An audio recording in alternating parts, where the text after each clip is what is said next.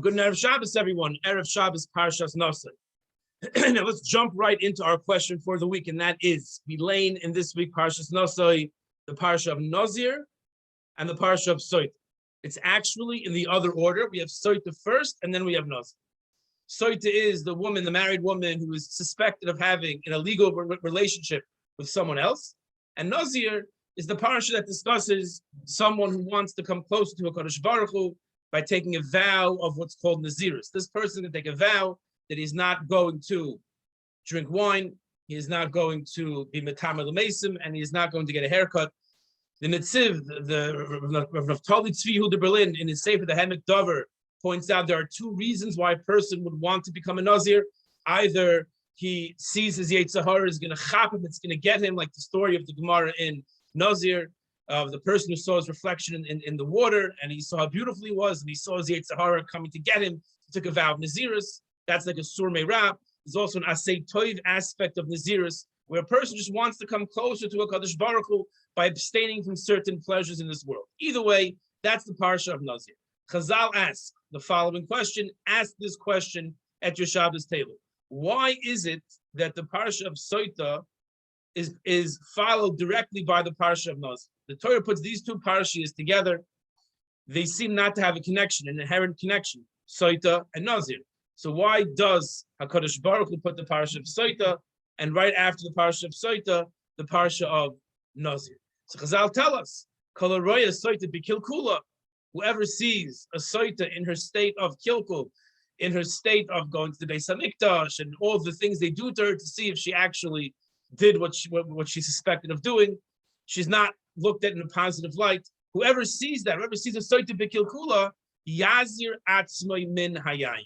That person should take the vow of Nazirus. He sees where wine can lead. Often these things happen to the Soita because of drinking wine. That leads to other things. So whoever sees that, whoever sees what wine can do, where wine can lead a person, he should yazir atzmai min hayayim, take the vow of Nazirus. That's what Chazal tells us. So the question for the Shabbos table is as follows. Well, one question you could ask is, what's the connection between Soita and Nazir? See what they say and answer with Chazal that whoever sees the Soita b'kilkula should take the vow of Nazirus. Another question you could ask is, isn't the opposite true? The person who sees the Soita b'kilkula, the person who sees firsthand what wine could lead, where wine can lead, is the last person that must take the vow of Nazirus. A person who didn't see the Soita, that person is in much bigger danger of coming to the same Aveira. But the person who saw what wine leads, he saw in front of his eyes, he saw where wine leads, he's the last person that should have to take the vow of Nazirus. This question is asked by Reb Chaim Volozhiner as well as Rav Nachman Brest. Both ask this question.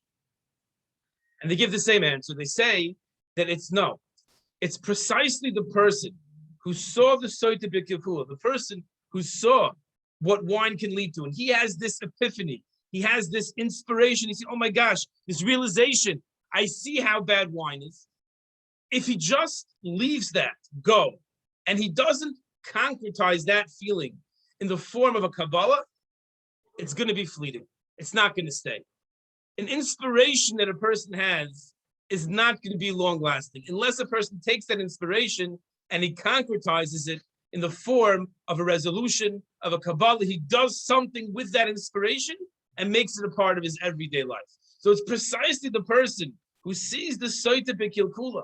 He sees that it should be Yazir Atzmai min Hayayim. We went through a Shavuos. We had an amazing, hopefully, we had an amazing sense of desire to come close to Kadosh Baruch Hu, specifically in the context of Talmud Torah.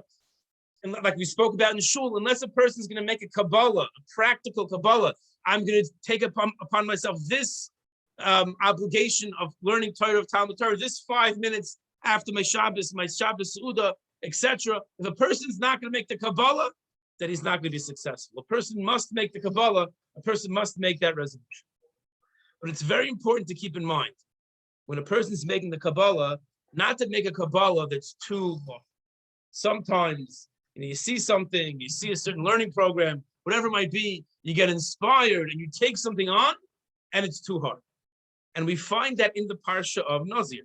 When a person takes on the vow of Nazirus, sometimes it's an appropriate measure to make sure he stays close to Kadosh Baruch Hu, but sometimes it's too lofty, it's too high.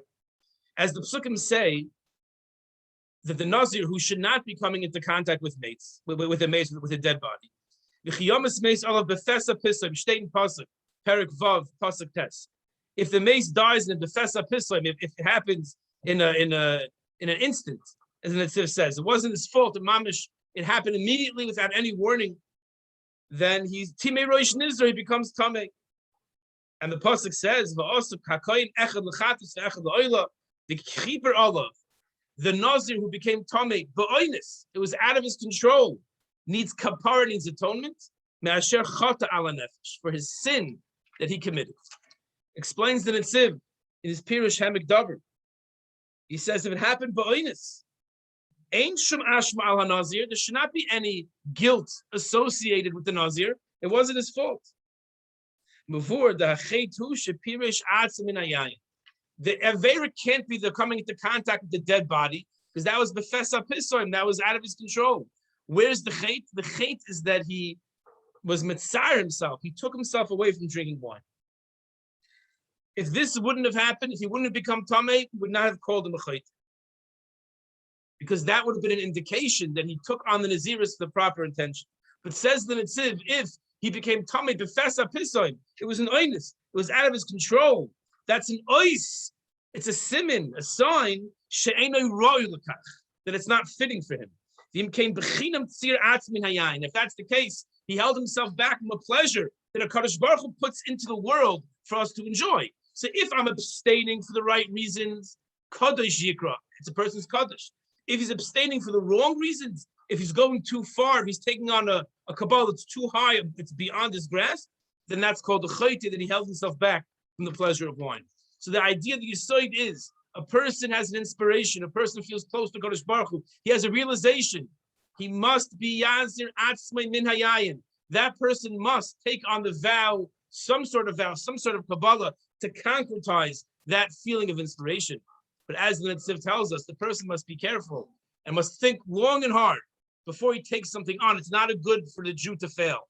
We all fail. But to set oneself up for failure is itself an Aveira. A person should make sure when he makes the Kabbalah, it's a Kabbalah that he's able to keep. If he doesn't keep it, he'll try better next time, but it's the responsible thing to do to make sure when I make my Kabbalah, it's a Kabbalah that is attainable, and through that we should all grow closer to HaKadosh Baruch Hu and live life the way it should be lived. Wishing everyone a wonderful Shabbos.